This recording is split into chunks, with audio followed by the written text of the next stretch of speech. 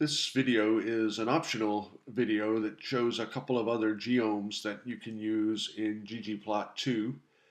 So let's start by recreating a histogram. So I've got the crabs data open, so we'll just use that. Set up my aesthetic. CW we'll use there. Want to specify the histogram geome. And I'm going to go to the black and white theme we've often done here, and we'll run that, and then we get our nice histogram there. We can add another geome to our histogram, and it's called the rug geome. So let me just go ahead and put it in, and you will see what it does. So here is the rug, and you can think of the rug as being a bunch of piles, a thread that comes up to make the pile of the rug. But every one of these little vertical marks represents a data point. So you can see that there are a lot of data points that are right in here. So let's zoom this up so we can see it better. So there's several data points here, and single data points here, and so forth. So it's when we look at the histogram, what we're seeing are the number of measurements that fall in the different bin sizes, and we saw how we could change the bin size if we wanted to. But here we actually are seeing the exact distribution of all of the data, so we can see that here as well. So if we wanted to go back into our histogram and change the bin size, we could do that. Let's make it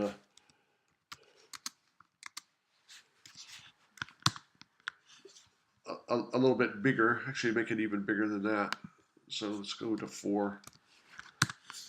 So I've got a very broad intervals for the histogram here to see the general pattern, but I can also see the pattern of individual points by looking at the rug.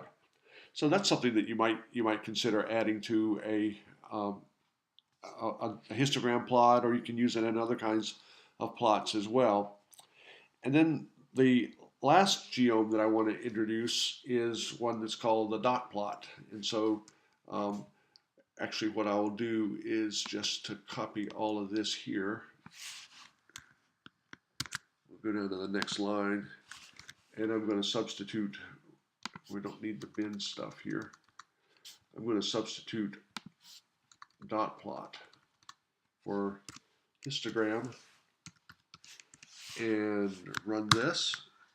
And a different way of looking at the data. So what you see, instead of histograms, we actually have points that are stacked up. Each of these represents a data point, and so 6, 7 data points fall within the range of 30 to 31, and so forth. So that can be a useful way of showing the data as well. And of course, we could always, if we wanted to, we could add a rug to this. So I can add the rug geome. So I've got that there as well. There are other features that we can change for this dot plot.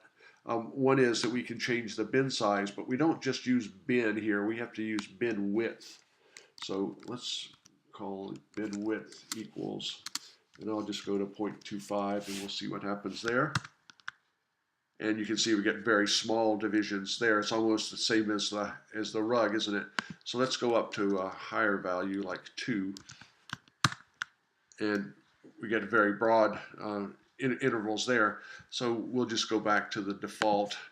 And what I can also do is I can change the color of the balls, and that would also go in the dot plot parentheses here. So we'll just say red, and we'll run that. We'll get nice red balls there. And so I can zoom in on that and take a look at my data set. So it's an alternative way of presenting data that are continuous. So you might consider that for as a way to represent the data that you are preparing for distribution to other people to see the work that you've done.